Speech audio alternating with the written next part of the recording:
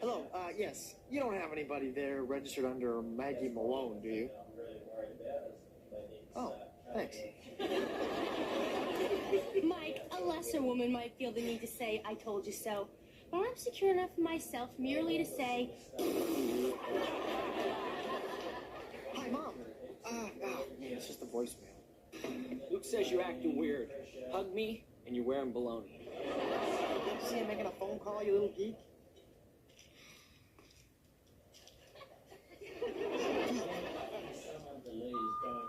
Okay, Mom, Dad, listen, call me back the second you get in. Luke's father's in town, but I just figured out how to deal with him. George Brown, meet your son, Luke.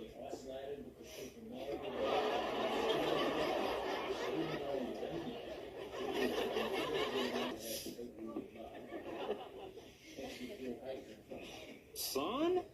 Daddy. Look, I can see the look of disappointment on your face. He's just not all that you hoped for.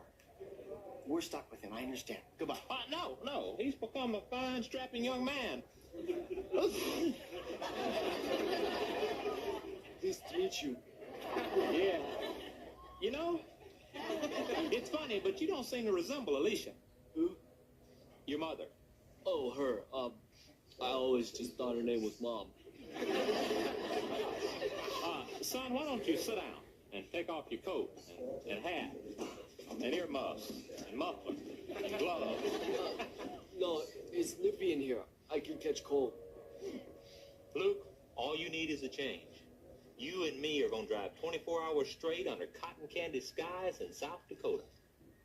Cotton candy gives me gas. Well, then we'll race up the windy road to the glaciers of Montana where the air is so fresh and crisp you can take a bite out of it. Cold air gives me nosebleeds. Well, then in Arizona, we'll kick up some dust on the Hopi Reservation where you can dance with the prettiest maidens of the tribe. Dancing makes me maidens, you say? Like, how old are these maidens? Luke!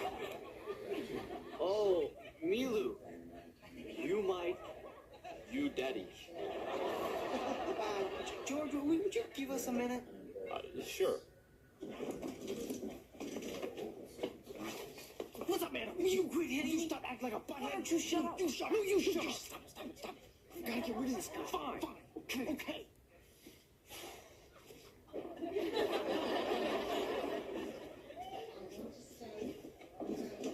So, Luke, you ready to come with me and spin an 18-wheeler around a clover leaf? I have motion sickness. In fact, I can't start the day without a major hurl. You toss your taters every morning? Doesn't everybody? All right, let's cut through this sickness of the week song and dance. I know what you're up to. You too? Luke, if you don't want to come with me, just say the word. Oh, Dad. Yeah, right, that's what I'm up to. Right now, I'm right up there with him. Well, maybe this was a bad idea. Maybe it's easier if I just stay out of your life. It is much easier. Well, I guess this is goodbye then. You're a decent egg, Mike Seaver. I would ask you to take care of Luke for me, but seems like you got that one down. Yeah. Goodbye, Luke. Oh, hey, where you going, man? I want to get the address for that Indian maiden thing.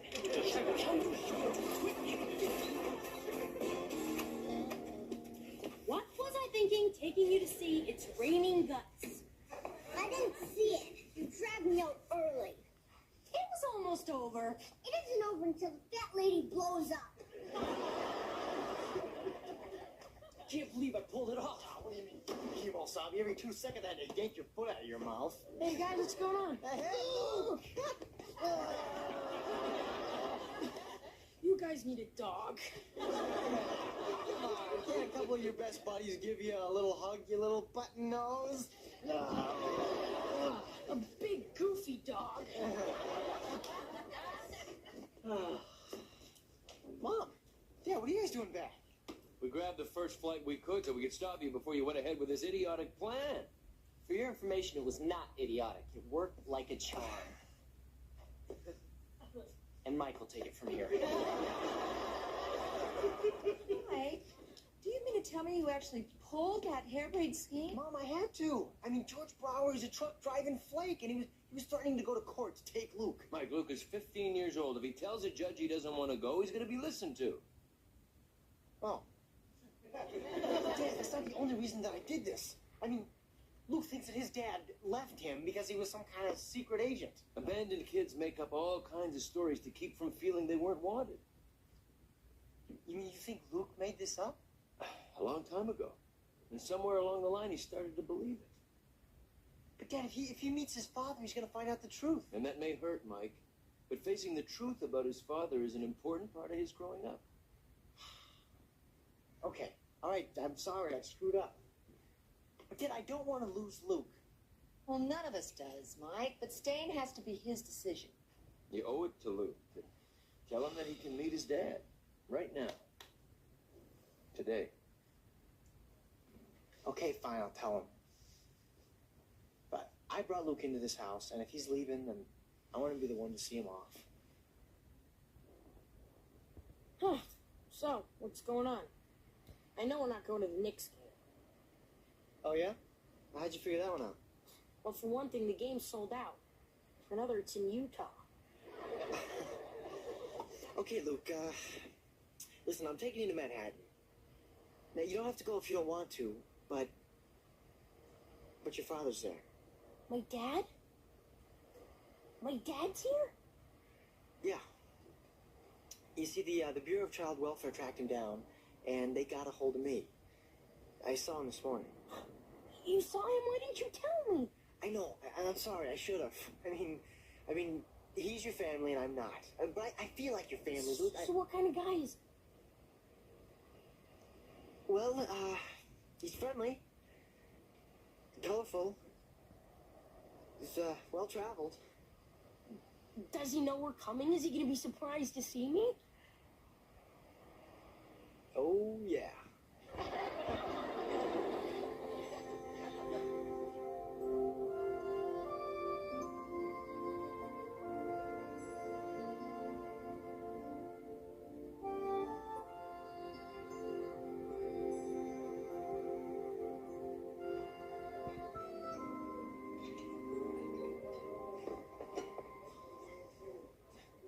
Hi, Luke. Hi. Let's sit down. All right.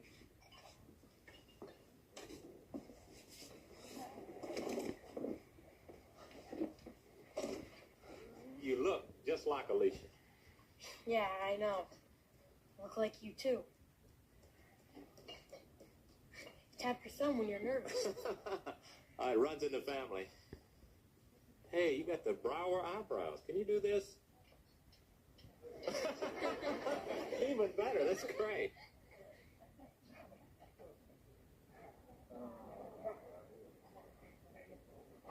Look, I know this is supposed to be top secret and everything, but could you tell me why you had to leave Mom and me? No secret. I was just a big kid, scared to death. How could I take care of either one of you? I could hardly take care of myself. It's okay. I know you were a secret agent or something. Where'd you get an idea like that? Well, I don't know. I just sort of, figured it out. Well, you figured wrong. I was just a snot-nosed kid with a played-out 8-track of the Allman Brothers catching sunlight on my dashboard.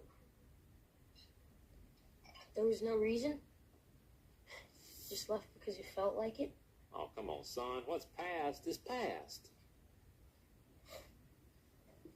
All this time, I thought you were saving the country. You were just running away. Hey, I came back to make it up to you. Come with me. You're old enough to ride right here in my hip pocket without slowing me down. You and me. Town to town, bar to bar, in and out of scrapes like a couple of compadres. Compadres? Hey, kiddo, it gets downright lonesome on the road. We can kick some butt, take some names, paint the country red.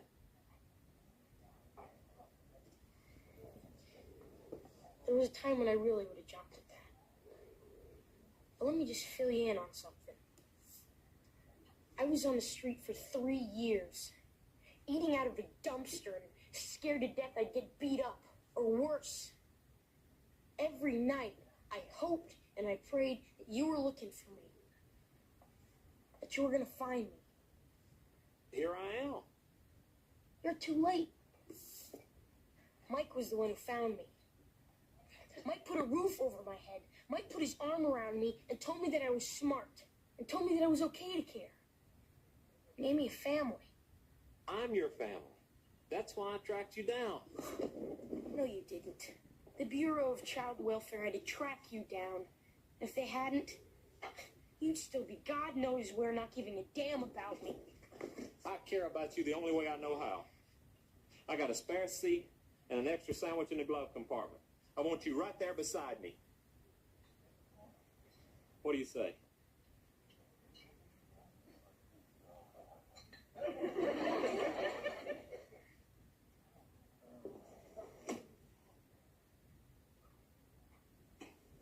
Hey, Luke.